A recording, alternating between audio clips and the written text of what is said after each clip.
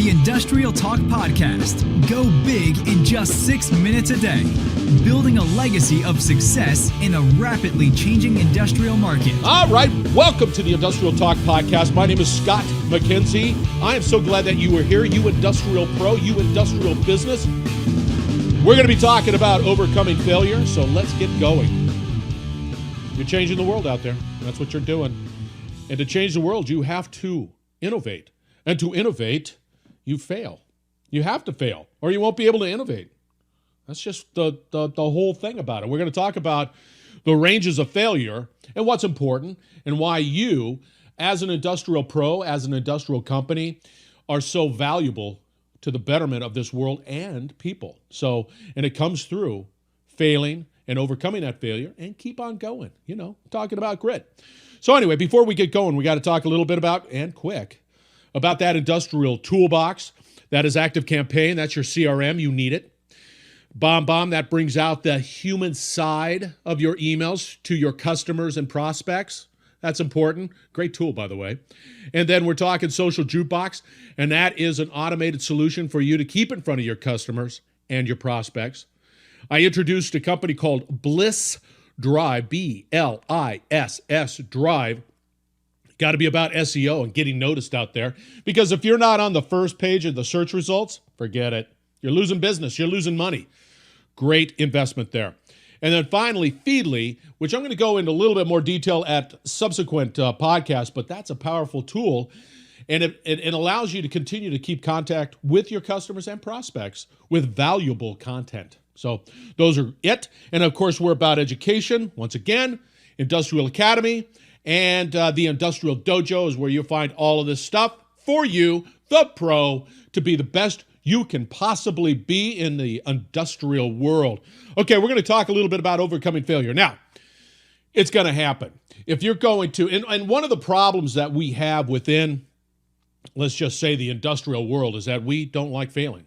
We don't like that feeling of failure. We don't like to experience failure. And it can come into many sort of areas of our day-to-day life.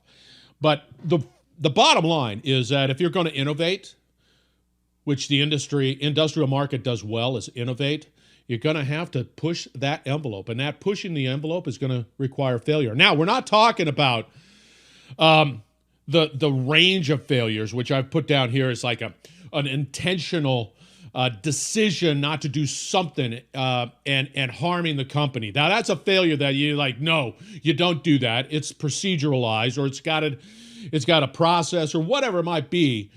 There are individuals out there that will intentionally try to go around that, and that is not the type of failure we're talking about. And we're not talking about the failure of the process, the procedures are out there, but you've got that lack of ability. That's just a training issue. That is a training challenge, which is very important, and it must happen. You must train to avoid those type of failures, and that's the ability failure. I don't have enough ability to be able to do it, and so I fail because I just don't understand. And then there's the failure of a complex process, too complex for anybody to truly succeed at, because it's just too many steps, too many if, ands, and those are the type of failures that we can resolve by cleaning and streamlining processes and helping people succeed by following the process that is clearly laid out. No, what I'm talking about are failures that are associated with testing, hypothesizing, exploring. Those are the type of failures that have to happen within your business. So I look at it this way. You've got a business, and you say, okay, about 90% of your business is predictable, proceduralized, it has defined processes, 90%. And it goes working day in and day out, outside of the fact that there might be some deviant qualities or people who are trying to go around it. Don't. So 90%, I look at it, 90% of your business is pretty sound. And it has grown and evolved over time and saying, do this, don't do that.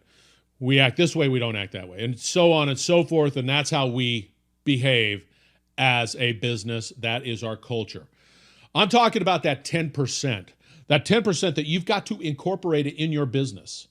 Because once again, you've got to fail to innovate. And we got to overcome failure. And if you overcome it in the sense, okay, here's 90%. 90%, we're going to continue to do the business the way we always have and deal with challenges the way we always dealt with it. But I'm talking about freeing up 10% of our business, 10% to truly look at other opportunities, look at other areas that can create value, look at new technology, look at solutions that expand your business. And by doing that, you will fail. But once again, failure is not a bad word. Failure in the area of hypothesizing of what it might look like or exploring the opportunities is not a big deal. Cost-wise, I mean, you're not hurting anybody. So what I'm getting at is that 90% of your business is good. You need to carve out 10% to truly explore. Successful businesses do that on a regular basis. And there is, especially today, you industrial company out there, you industrial pro, there is tremendous change taking place right now.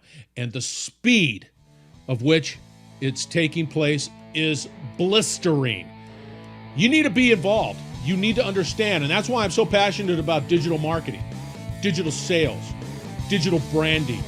It's because it is a powerful platform to be able to help you, your companies, to be able to expand and grow and change the world through your innovation. You guys are special out there. Don't ever forget that. Have a wonderful day. Thank you again for joining the Industrial Talk Podcast. We will be back tomorrow, and we're going to continue on this industrial leadership road because we've got so much to do because you guys have to continue changing the world. So thank you very much for joining the Industrial Talk Podcast. I will talk to you tomorrow.